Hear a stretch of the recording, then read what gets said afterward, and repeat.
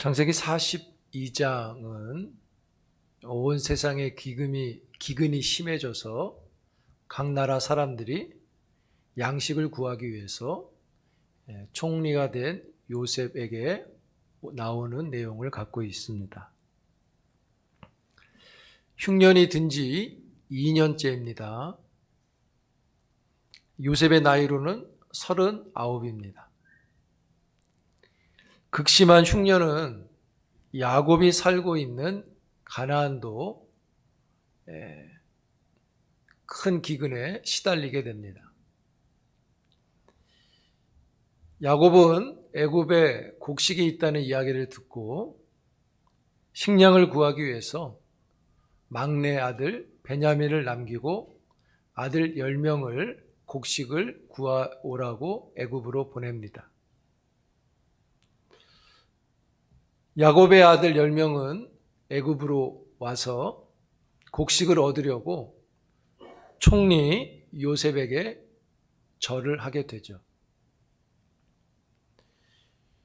요셉은 절하는 것을 보고 자신을 죽이려다가 노예로 팔아버린 형제들인 것을 한 번에 알게 됩니다. 요셉이 형들이 절을 할 때 생각했습니다. 9절에 보니까 그런 말씀이 있습니다. 요셉이 그들에게 대하여 꾼 꿈을 생각하고, 절을 할 때 자기가 꾼 꿈을 생각했다고 말합니다. 요셉이 꾼 꿈은 형들의 11 곡식단이 요셉의 단에 절하는 꿈이었고요. 두 번째 꿈은 해와 달 11별이 요셉에게 절하는 꿈이었습니다. 이 꿈을 말함으로 미움을 샀고 시기를 받아서 결국 노예로 팔려가는 꿈이 되어버렸습니다. 여러분, 절을 받는 요셉이 절을 받을 때 꾼 꿈, 자기가 꾼 꿈에 대해 생각을 했다고 했습니다. 어떤 생각을 했을까요? 22년 전의 일입니다. 여기서 요셉이 꿈을 꾸며 생각했다는 것은, 자기가 꾼 꿈을 생각했다는 것은 22년 전에 자기가 꾼 꿈이 이루어졌다는 생각이 아닙니다.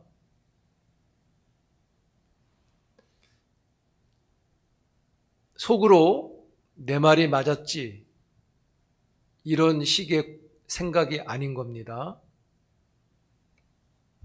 요셉이 생각한 것은 자신이 꾼 꿈이 그저 자신이 절을 받는 것으로 끝나는 것이 아니라, 그런 꿈이 아니라 자기가 절을 받는 그 꿈은 총리가 되어서 흉년에서 세상을 구하는 하나님의 꿈이라는 것을 생각하게 된 것입니다. 즉, 꿈의 성취는 하나님의 성취라는 것을 생각한 것이죠. 그런 까닭에 요셉의 마음은 억울하거나 분하지 않았습니다. 모든 일이 하나님의 섭리로 마음에 들어왔습니다. 그러다 보니 모든 일이 이해가 되어집니다. 형들이 믿지 않습니다. 요셉이 절을 받으면서 꾼 꿈을 생각한 것은 바로 온 세상을 구원하시는 하나님을 생각한 것입니다. 요셉은 절하는 형제들을 보고 꾼 꿈을 생각하고 복받쳐오는 자신의 정서보다 하나님을 지지하는 태도를 취하게 되는데요. 바로 9절에 있습니다. 형제들을 알면서도 이런 말을 합니다. 너희들은 나라를 엿보러 온 정탐꾼들이다. 미운 마음이 없는데 하나님이 하신 일로 되어진 것들인데 이런 엄한 말을 합니다. 형제들은요, 생각지도 못한 누명을 받습니다. 3일 동안 감옥에 있습니다. 형제들은 정탐꾼이 아니라고 자기들은 가나안에 사는 야곱이라고 하는 가문의 아들들이라고 말하죠. 야곱의 12아들이 있는데 한 명은 없어졌고 한 명은 막내라 집에 있고 10명이 곡식을 구하러 왔다고 자세하게 설명합니다. 요셉은 이 이야기를 듣고 한 사람을 담보로 잡고서 집에 가서 막내를 데리고 오면 너희들이 정탐꾼이 아니라는 것을 믿겠다고 말합니다. 형제들의 입장에서는요, 일이 복잡해지고 있습니다. 아니, 그냥 곡식만 사러 왔는데 일이 꼬이고 있어요. 생각지도 못한 일이 일어났습니다. 그런데 형제들은요, 이 일이 복잡해지는 것을 보면서 이 일은 22년 전에 요셉에게 저지른 대가라고 두려워합니다. 즉, 하나님이 심판하시는 것으로 봤습니다. 그렇습니다. 형제들은요, 자신들이 뿌린 대로 거두고 있다고 후회를 하죠.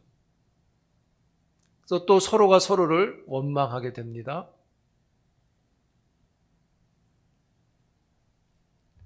사랑하는 성도 여러분, 22년 전에 요셉한테 선을 행했다면 어땠을까요? 그 대가가 지금 어땠을까요? 잊어버릴 만한 일인데 형제들은 그런 이야기를 한 겁니다. 자기들끼리 22년 전에 우리가 행한 일을 받는 것이다.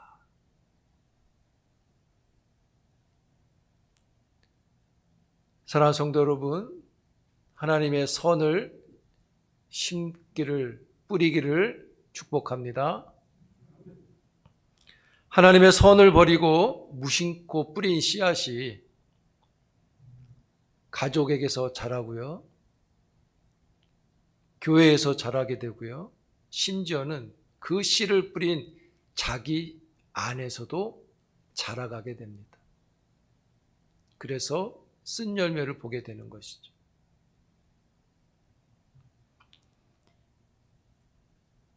이들은 후회합니다. 이 일은 분명히 22년 전에 요셉을 팔아버린 일의 대가다. 전도서 3장에 보면 이런 말씀이 있습니다. 사람이 사는 동안에 선을 행하는 것보다 더 나은 것이 없는 것을 알아라, 이런 말씀이 있습니다.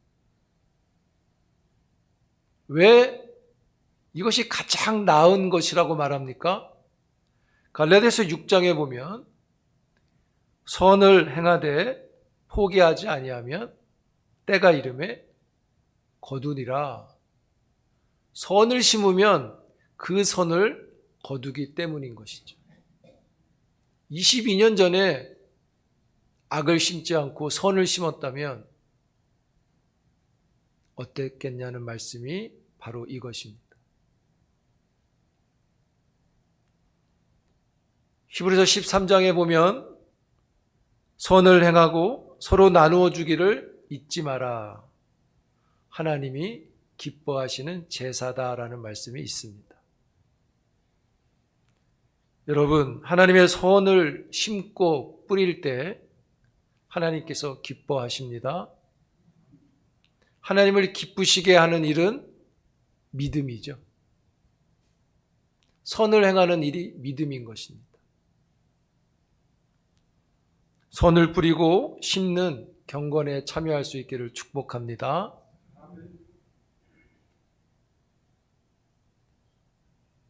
여러분, 요셉은 왜 절을 받으면서 자신의 신분을 감추고 형들을 정탐꾼으로 몰아서 베냐민을 데리고 오라고 하는 걸까요?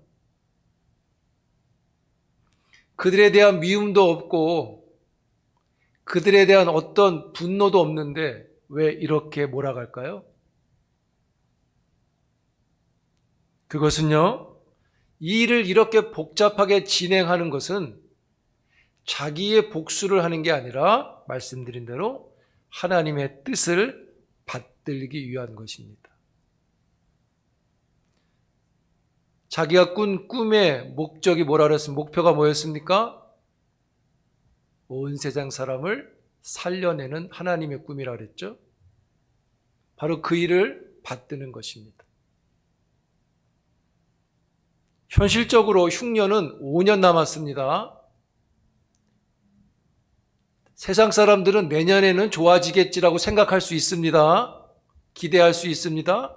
그러나 요셉은 분명히 알았습니다. 앞으로도 5년 남은 걸 알고 있습니다. 왜요? 하나님이 그렇게 정한 것을 알고 있기 때문이죠. 세상 사람이 내년을 다 기대해도 요셉은 앞으로 5년은 흉년이라는 것을 알기 때문에 흉년을 극복하는 것은요, 곡식을 한 번 받은 것으로 흉년을 극복하지 못하는 것을 아는 거죠.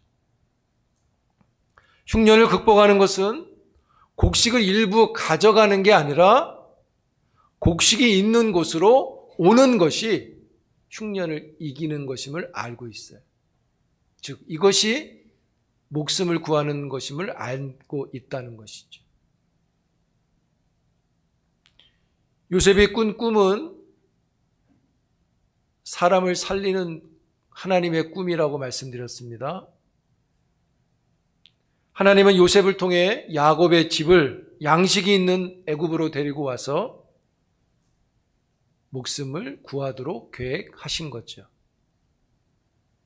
그리고 이 계획의 궁극적 목표는 야곱의 집이 곡식이 있는 곳으로 와서 여기서 430년 동안 큰 민족을 이루는 것이 하나님의 계획이셨던 겁니다.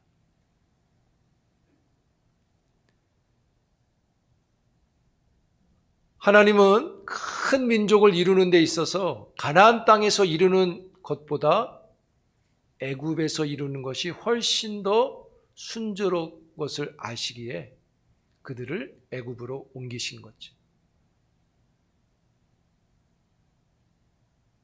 하나님은 아브라함에게 주신 약속을 성취하십니다. 그러므로 요셉은 형들에게 정탐꾼이라고 말하는 것은 바로 이러한 배경을 가지고 그들을 살려내기 위해서 하나님의 뜻을 받고 있는 것이죠.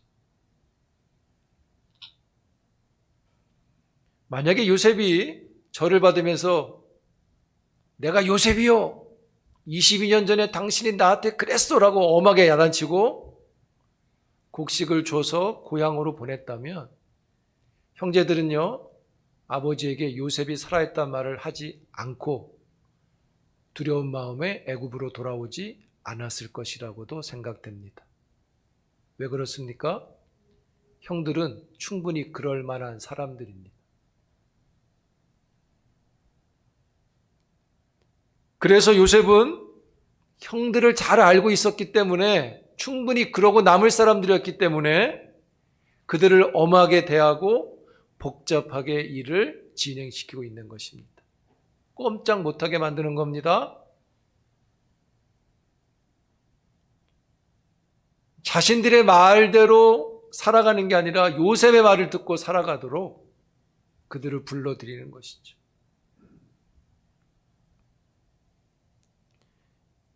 복잡하게 일을 진행하는 요셉은 바로 총리로 자기를 세워주신 하나님의 마음을 생각했기 때문에 어떻게 하든지 형들과 가족들을 도망치지 못하도록 모든 방법을 동원하고 있는 것이죠.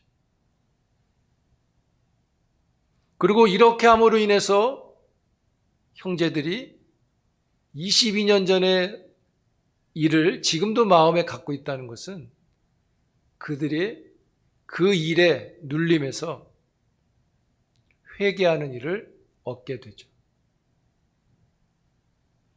복잡한 일의 과정이 없다면 형제들은 22년 전의 일을 회개하지 않을 것입니다. 그냥 곡식을 사가지고 갔을 것입니다.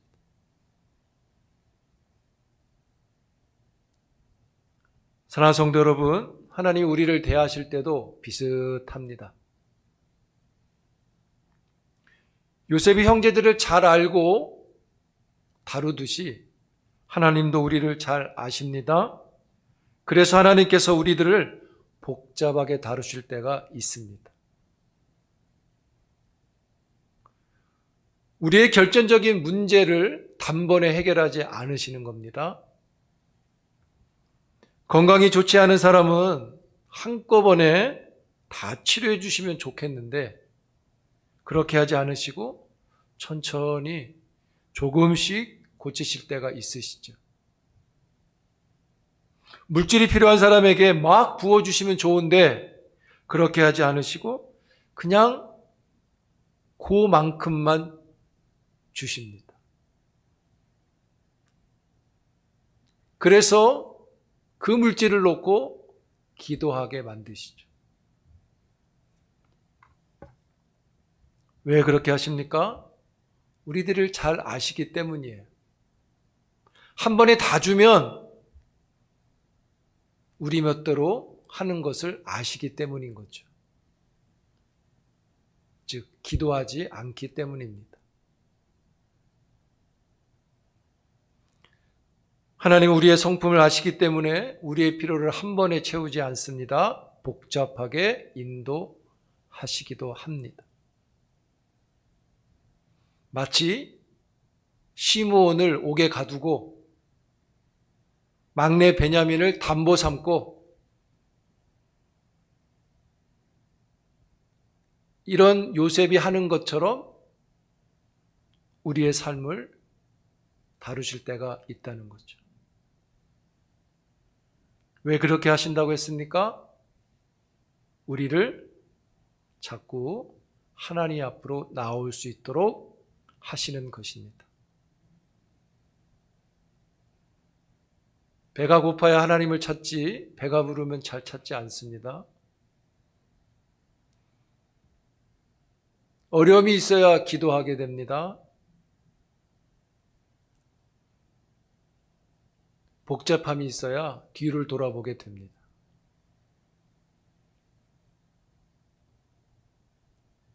성도 여러분, 때론 엄한 일이 있습니다. 그러나 하나님께서 은혜로 다스리고 계심을 잊지 마시기 바랍니다. 하나님께서 잘 알고 계셔서 하시는 일입니다.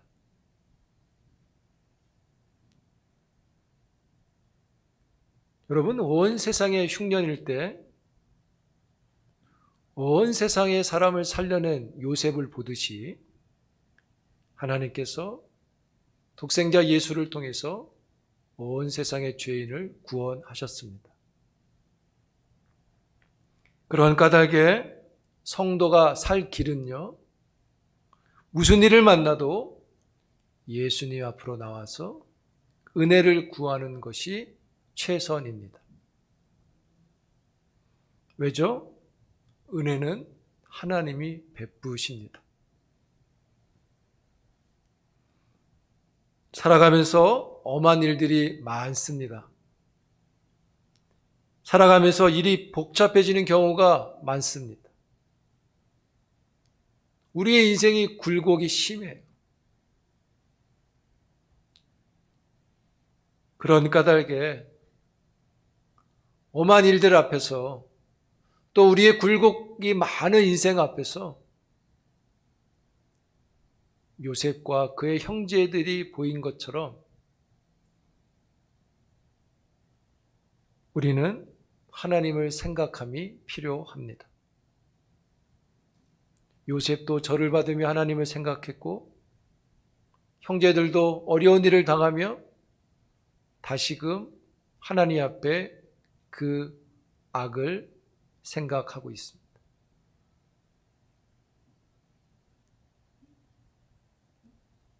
사랑하는 성도 여러분, 하나님을 생각함이 하나님을 추구함입니다. 그리고 하나님을 추구함이 우리에게 경건인 것이죠. 살아가는 인생 속에 하나님을 생각하고 하나님을 추구함이 여러분들에게 있기를 바랍니다. 우리의 삶의 여정에 하나님을 추구함이 최선임을 기억하시고 하나님께 참여하는 경건한 자가 되기를 축복합니다. 기도합니다.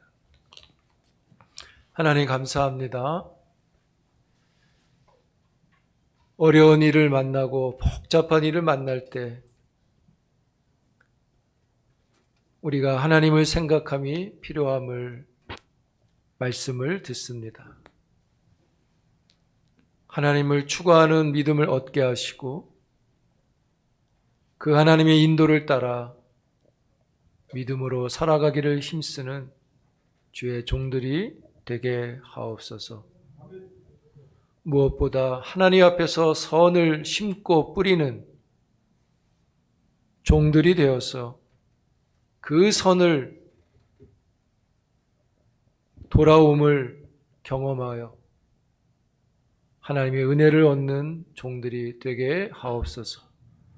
예수님의 이름으로 기도합니다.